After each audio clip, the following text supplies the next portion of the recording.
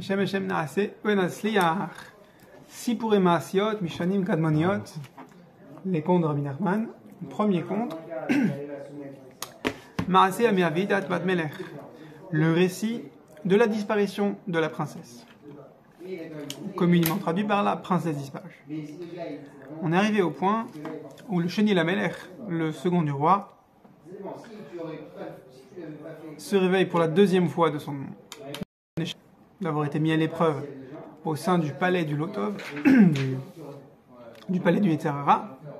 Et juste avant qu'il se réveille, la princesse, tu vas nous dire qu'est-ce qu'elle fait, la princesse. Et on va expliquer justement ce qu'elle fait. Je suis désolé, il n'y a pas. Ce qu'elle fait, c'est... Donc on va expliquer Bezrat Hashem en termes people, on va dire, c'est pas négatif comme ça, mais on va expliquer une notion dans la tchouva, dans littéralement le repêchage, quand quelqu'un il tombe spirituellement, qu'est-ce qui se passe? Comment ça se fait qu'une personne qui est irrattrapable entre guillemets spirituellement, comment ça se fait qu'elle puisse être rattrapée? C'est quoi cette force magnifique qui va aller repêcher un juif qui est au dernier sous-sol? Il est trop bas spirituellement pour remonter. Et il va remonter. Comment ça marche? Alors on va voir ça, Bezrat Hashem, dans les mots de la princesse disparue. C'est elle-même qu'on va décrire, qui va parler. Alors on t'écoute.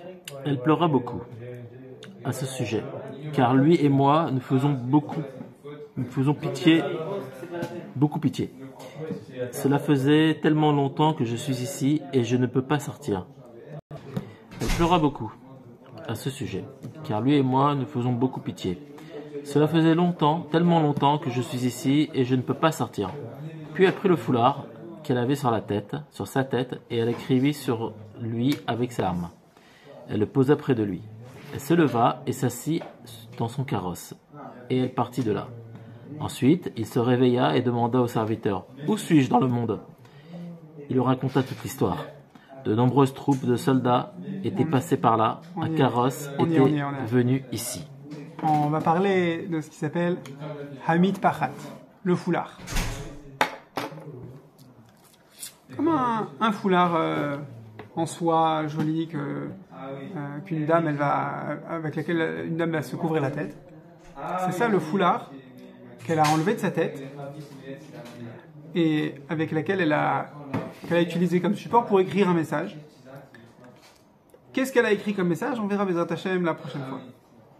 Le fait même qu'elle ait pris un foulard Rabbeinu décrit qui était sur sa tête et qu'elle a écrit avec quoi? Avec ses larmes sur le foulard, ça mérite de s'arrêter, et on va peut-être pas tout décrire ce soir.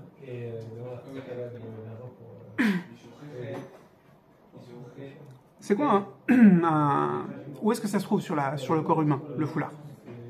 Au-dessus de la tête. Et on sait dans la forme, la construction de l'être humain par rapport au sphiroth, la tête, ça symbolise Chokhma, la sagesse, Bina, le discernement, l'entendement, le fait de pouvoir distinguer entre deux choses, de déduire deux choses d'une autre, et le Da'at, l'équilibre, la fusion des deux. Donc ça, c'est les dimensions intellectuelles de l'être humain. C'est ça, Chokhma, Bina, Vedaat. Résumé à Chabad, dans les sphiroth. Et Rabbeinu, il a bien insisté dans les mots, elle a pris le foulard au-dessus de sa tête. Donc en fait, on parle d'une force spirituelle qui est plus élevée que l'intellect.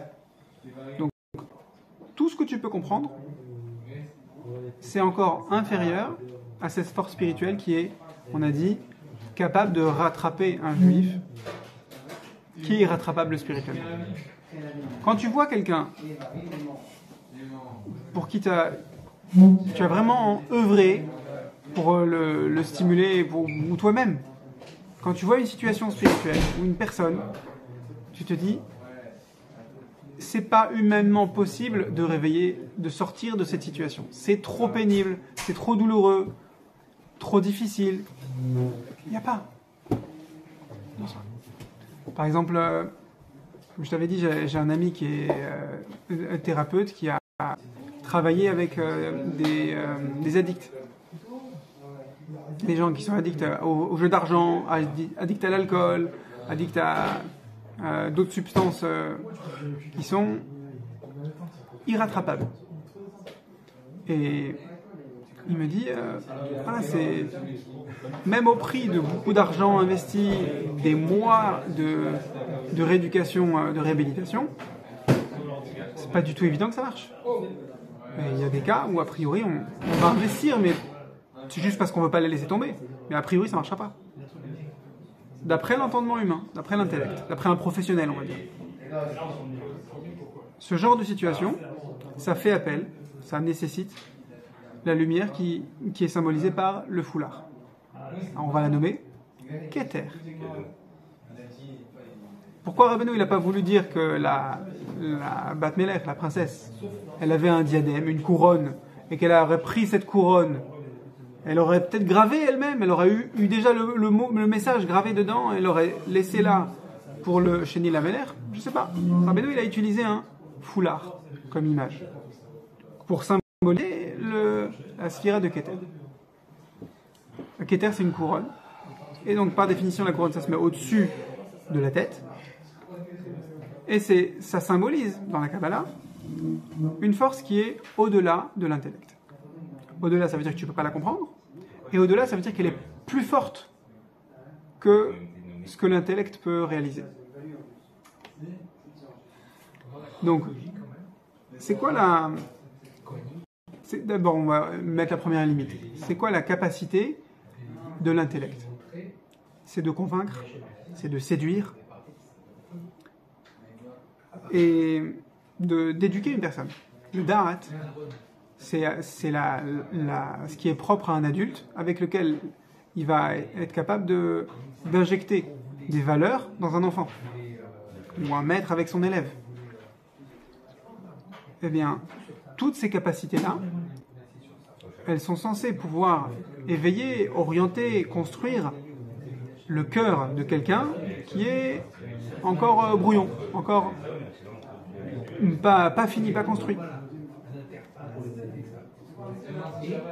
Tu prends un cœur qui est tellement dur, tellement blessé, tellement cassé, tellement plein de touma, qui n'est plus réceptif, il n'est pas encore réceptif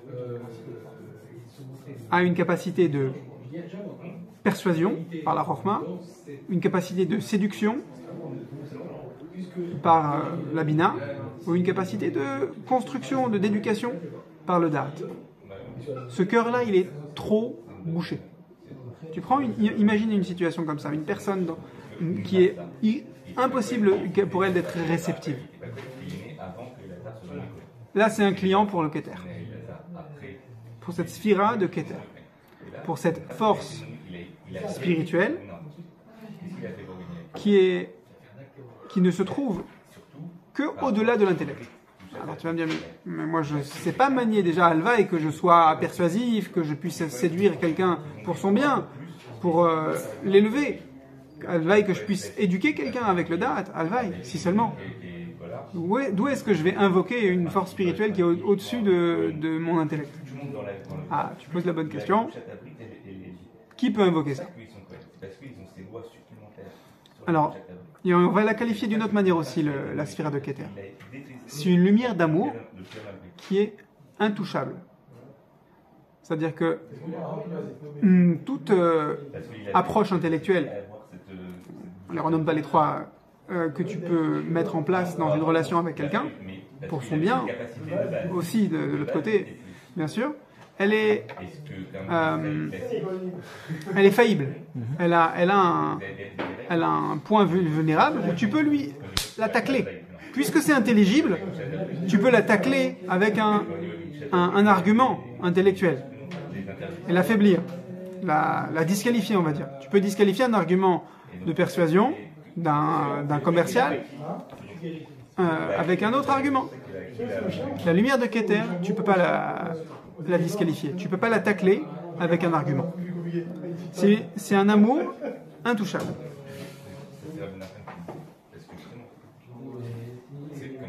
Ensuite, le texte il dit qu'elle a écrit sur la mitpachat, sur le foulard, avec ses larmes. La Bat Melech, la princesse disparue, elle a pleuré sur le Sheni Lamelech, et avec ses larmes qu'elle a pleuré, elle s'est lamentée pour le Sheni Lamelech. C'est avec ses larmes qu'elle a écrit ce message. On avait dit la semaine dernière, c'est quoi le genre d'émotions qui ont motivé les larmes de la Bat Melech? C'est les émotions qui habitent les tzadikim, et n'importe qui peut marcher dans les pas de tzadikim. Quand il prie sur le Ham Israël en disant Hachem, le Ham Israël, qui mérite ou qui ne mérite pas ce que tu leur fais subir, j'exige que Kadosh Baruch Hu, il reconnaisse que le Ham Israël il a beaucoup souffert dans son exil, et rien qu'aujourd'hui, il souffre par tellement d'épreuves, tellement d'intensité, tellement de variété d'épreuves, tellement de Yetzer Hara différents, ça suffit. Juste ou pas juste, Hachem, je ne veux pas juger, je ne veux pas parler de ça. Je dis seulement que ça fait tellement de peine que le Ham Israël il est en train de se prendre dans la tête. Dans notre génération, on ne peut plus continuer. C'est pas digne du Ham Israël que tu nous fasses subir tout ça. C'est pas un argument, c'est une sonnette d'alarme. Il ne faut pas que ce soit un argument intellectuel, une plainte. C'est un pleur.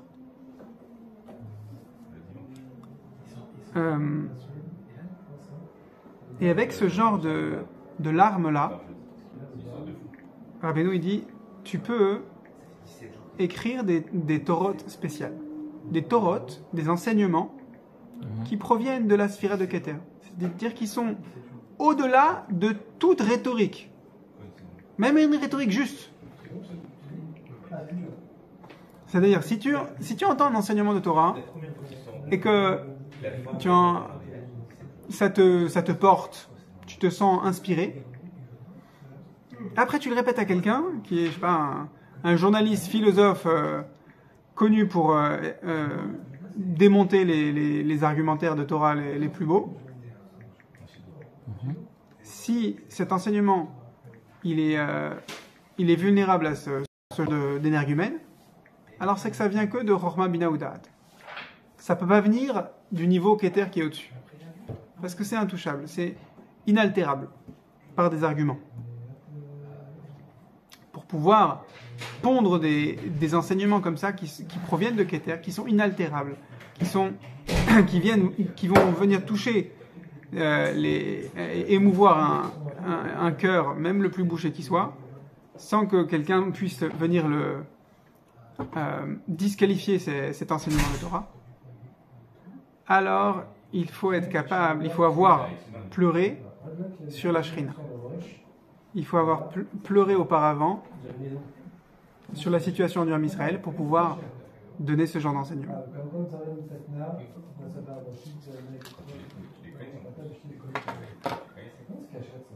Donc, pour éveiller notre génération, on est la dernière génération avant Mashiach, ça ne veut pas dire que Mashiach va venir demain ou dans 20 ans parce que c'est l'échelle d'une génération, ou dans 2 mois parce que c'est l'échelle aujourd'hui d'une génération, 2 mois. Ça veut dire on est les plus bouchés qui soient. Et à ce compte-là, on a besoin d'enseignements de Torah qui proviennent de la sphira de Keter, pour venir toucher nos cœurs. Alors, Rav Ofer Erez, il fait un historique. Il dit, quand est-ce que cette lumière de Keter, elle a brillé pour la première fois dans l'histoire? On situe un petit peu de quoi on parle. La première fois, elle a brillé lors de la plaie des premiers-nés à la sortie de Misraïm. La plaie des premiers-nés, pendant ma 4 recherches, à la fin, il y a eu la plaie des premiers-nés.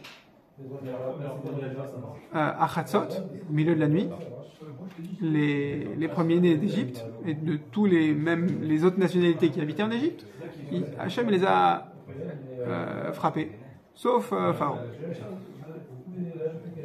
Et tous les premiers-nés juifs, ils étaient dans leur maison, en train de faire le seder de Pessah, avec l'agneau. Et sur le fronteau et les linteaux des maisons, il y avait la trace de sang de l'agneau qu'ils avaient égorgé. Hachem, il aurait envoyé un malach pour différencier dans quelle maison il fallait rentrer, dans quelle maison il ne fallait pas rentrer.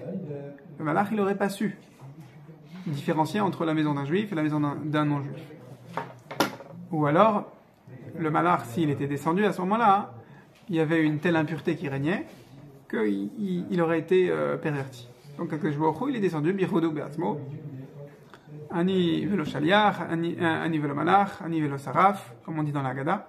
Hachem lui-même, il est descendu pour cueillir les premiers-nés d'Égypte. Et pour ne pas accueillir, pour protéger, pour être posséach, pour sauter par-dessus les maisons des Juifs.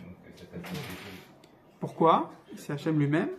Parce que le Ham Israël, à ce moment-là, il était dans un niveau d'impureté où on ne pouvait pas voir la différence entre un juif et un non-juif. Et la lumière de Keter, elle sert à ça.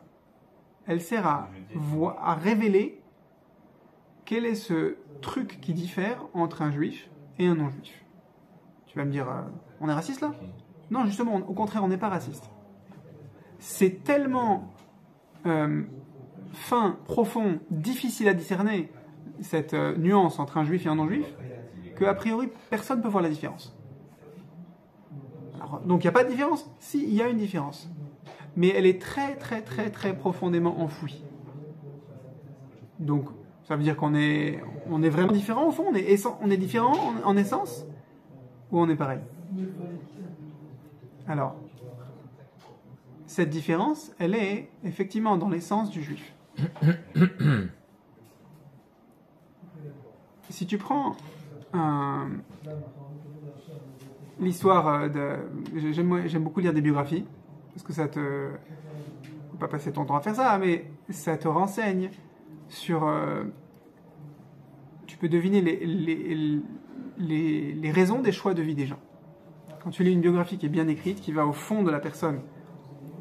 Alors quand tu lis une biographie d'une personne qui s'est assimilée, d'un juif qui s'est assimilé, un juif qui a cru que ça avait du sens dans sa vie de se convertir à une autre religion. Entre guillemets autre, parce que on va voir, en fait ça n'a pas de sens. D'après la Torah, il n'y a pas d'autre religion. Comme il dit Rav Shaya, le mot religion, soit je l'applique au judaïsme, soit je l'applique aux autres religions du monde. Mais si je dis christianisme, islam, hindouisme, ce serait des religions, alors je ne peux pas appliquer le mot religion au judaïsme. Pourquoi? Parce que le judaïsme, en fait, c'est pas, à part que tu peux le trouver dans le dictionnaire, tu peux trouver un ensemble de lois qui ressemblent à une religion comme les Havdil, comme les nations. Le judaïsme, c'est pas, en fait, il ne s'agit pas d'un ensemble de lois. L'ensemble de lois, c'est qu'une conséquence d'une réalité métaphysique qui s'appelle Neshama. Quand quelqu'un, il se convertit, quand un chinois shintoïste, il se convertit au christianisme, ou dans l'autre sens, il ne change pas sa Neshama.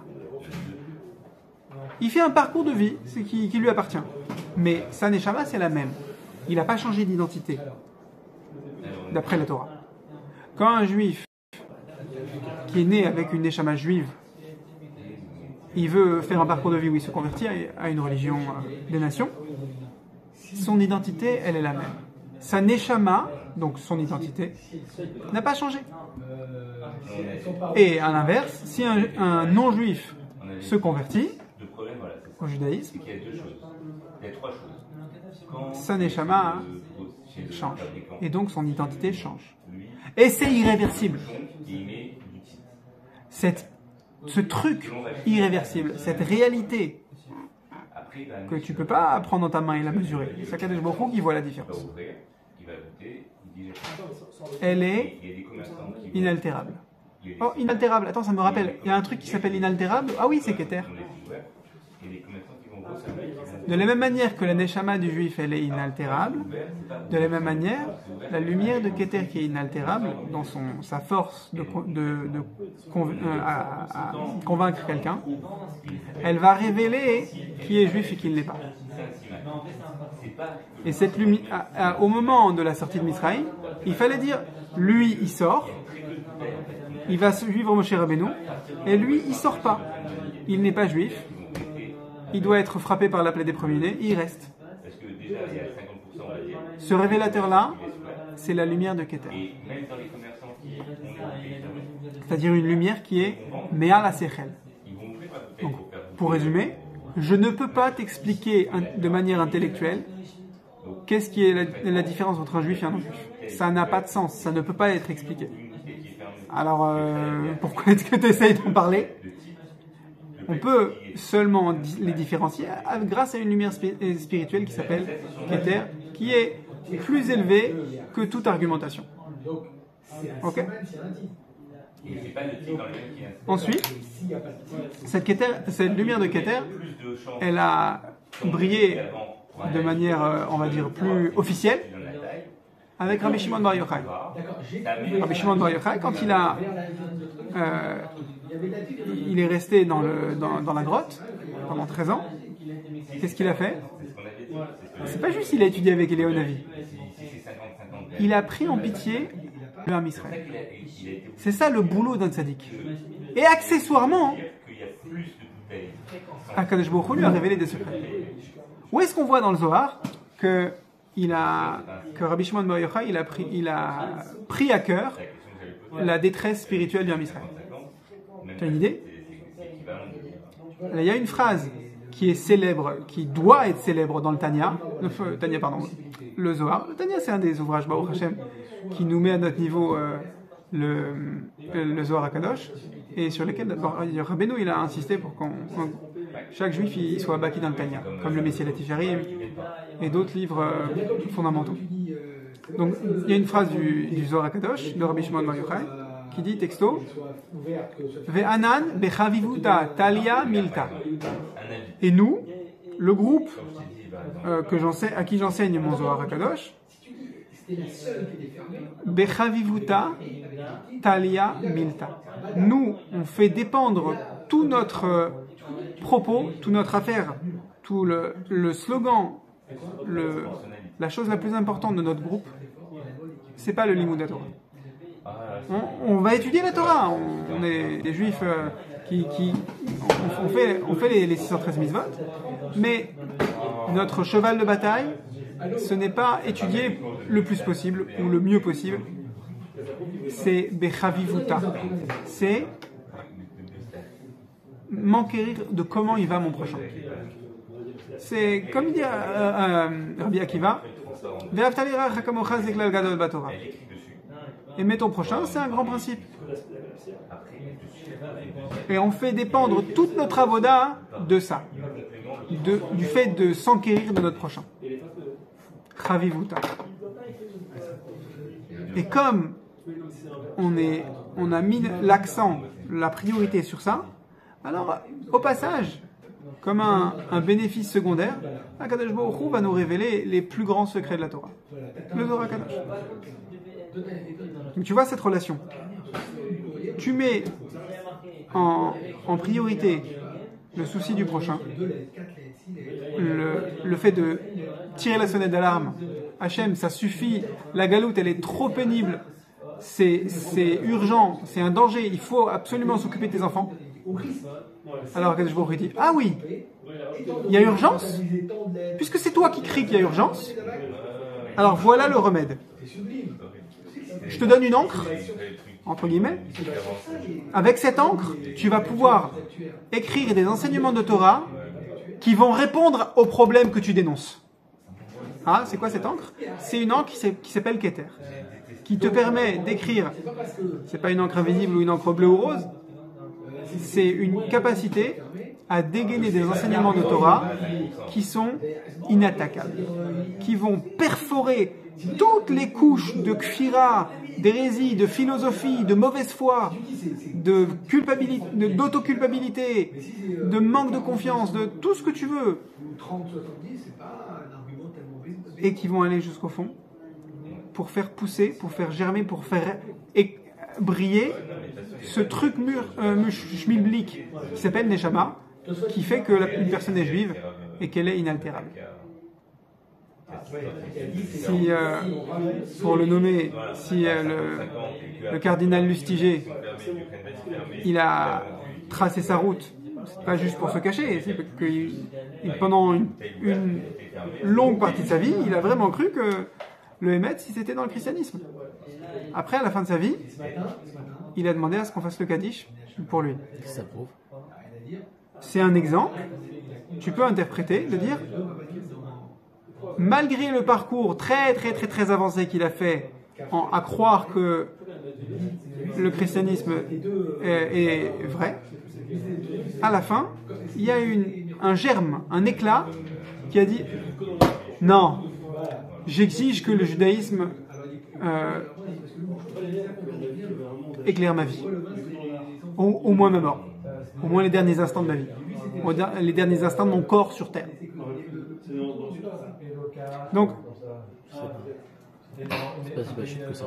ok, je veux juste interpréter les choses comme ça pour donner un exemple. Tu peux ne pas être d'accord. Mais c'est déjà que nous, Baruch Hashem, a priori on n'a pas le même parcours aussi loin que lui. Alors, Kol Sheken, qu'est-ce qu'il suffit de faire? Il suffit d'ouvrir un livre qui puise ses sources dans le Zohar HaKadosh.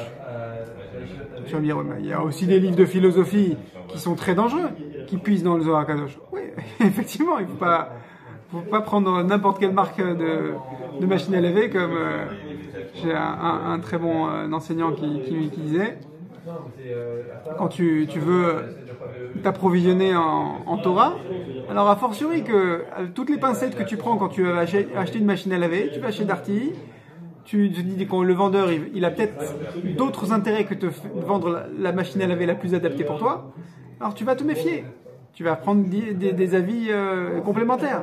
A fortiori quand tu achètes un livre de Torah que tu vas injecter dans ta neshama, tu vas faire attention, tu vas prendre les recommandations, tu vas lire les hamlatzot, les lettres de recommandation qui sont au début. Si tu vois un livre de Torah où il n'y a pas de recommandation, tu vas dire bon, peut-être que je vais en chercher un autre. Et si ce livre il puise ses sources dans le Zohar HaKadosh, alors sache que tu dois utiliser ce livre et chercher dedans une lumière qui va rentrer en toi, qui va transpercer toutes les impuretés. Ça ne veut pas dire qu'il faut étudier que Breslev ou que de la Chassidoute ou que du Zohar. Mais ça veut dire qu'un juif qui a pris conscience qu'il a une certaine couche, je crois que j'ai pas assez de largeur dans mes doigts pour te dire la couche que j'ai autour de mon cœur, il faut qu'il prenne une certaine un certain enseignement de Torah pour transpercer cette couche qu'il a, que ça atteigne son cœur. On n'a pas été au bout de ce que Rav Ofer il nous explique dans ces 3 pages. On va rester avec une image très concrète que Rav Arush il utilise dans le livre Le Jardin de la Pureté, British Shalom, où il ramène une image très simple de Rav Dessler. Dans le Mirtav Meliaou, Rav Dessler, il explique c'est quoi le guéder, le niveau de teshuva. Qu'est-ce que tu fais quand tu fais teshuva? Alors il y a un midrash qu'on cite souvent à Elul, je crois que c'est Midrash Shirachirim, qui dit et vous mes enfants, qu'est-ce que je vous demande? C'est de me faire un trou dans votre cœur, une ouverture, un pétard, grand comme le chat d'une aiguille. Ouais, le chat, c'est CHAS, d'une aiguille. Et si vous faites ça pour moi, je vous ouvrirai des portes grandes comme les portes du Oulam, c'est-à-dire les grandes portes du Beth Amikdash, dans lesquelles on peut faire passer, qu'est-ce qu'on peut faire passer dans les portes du Oulam? Des charrettes, des taureaux et des charrettes. Rav Arush, il reprend les mots de Rav Dessler et dit, il y a le chat d'une aiguille, juste pour aller prendre le sens dans le sens le plus littéral, cette image du chat d'une aiguille, c'est quoi un chat d'aiguille? C'est une ouverture en métal, donc elle est solide, et elle est méfoulache, c'est-à-dire... Pardon? Méfoulache, c'est une ouverture de part en part. Là, j'ai fait un trou dans la feuille. Mais puisque ma feuille, elle est doublée, tu vois pas mon doigt derrière la feuille. Donc, quelqu'un qui fait tchouva, mais qui va pas au fond de sa tchouva, au fond de la couche de crasse qui recouvre son cœur, il a bossé, il a fait un trou, un bon trou, et même il a mis un œillet dans son trou, en métal. Mais comme le trou, il n'est pas jusqu'au bout, alors il a l'impression qu'il a fait tchouva. Mais il n'a pas été jusqu'au bout. Alors il faut qu'il remette une couche, comme il dit Rabbeinu dans la Torah 6 du Likutei Moharan, et Morel à Kohanim, il faut qu'il revienne faire tchouva, pour que le trou il se voit de part en part, et que il soit vraiment total. Et Rav Dessler, il nous dit, tant que tu n'as pas fait un trou jusqu'au bout, comment tu fais un trou jusqu'au bout? Alors Dessler dit, bon, avec la tfila, avec le travail des midot. Mais là, on a vu avec Rav Ofer Rez, il y a un outil de Torah qui s'appelle Keter. Il y a des enseignements de Torah qui sont puisés dans le Zohar HaKadosh, dans les maîtres de la Chassidoute. Et Rabbi Nathan, il nous dira en quelques minutes, en particulier dans les écrits de Rabbeinu. Ces enseignements de Torah, ils sont clés en main, faits pour transpercer toutes les couches d'impureté d'un cœur, surtout dans notre génération. Donc, en gros, on a vu ce soir, c'est un plaidoyer pour que chacun il ait une dose de Torah la plus régulière qui soit, et avec cette dose de Torah qui vient de la Chassidoute, pour faire simple, parce qu'il n'y a pas beaucoup de gens qui sont capables aujourd'hui d'étudier les écrits du Harizal ou encore moins le Zohar tout seul comme ça, sans quelqu'un qui te l'amène dans la bouche. Et avec ces enseignements, tu dois te les appliquer sur le cœur. Tu dois prier dessus jusqu'à ce que tu puisses témoigner, c'est bon, j'ai un truc qui m'a transpercé toute mon obscurité spirituelle qui me recouvre et qui me connecte à Kadosh Baruch Hu. Et avec cette petite ouverture, je peux témoigner, je peux certifier, je ressens un bonheur de connexion avec le Kadosh Baruch Hu. Même si c'est petit. Même si je suis content que quand j'arrive à faire une certaine mitzvah de Teilim ou de Tzedaka, de Chesed, de Limoud, il n'y a que dans ce champ spirituel-là où je suis vraiment heureux, mais ce champ-là, c'est un refuge. Ce domaine-là où j'arrive à me connecter à Kadosh Baruch Hu, c'est un refuge. Comment j'ai créé ce rendez-vous-là privilégié avec Kadosh Baruch Hu, où je suis véritablement heureux? Grâce à la lumière de Keter, à Sod Amit Pachat, grâce au foulard que la princesse disparue, elle a enlevé de sa tête et elle m'a donné. Et la semaine prochaine, on verra Bezrat Hashem qui est privilégié, qui est le VIP, qui peut recevoir cette lumière du Keter. A priori, nous tous, mais peut-être qu'il y a une mise en condition pour la recevoir.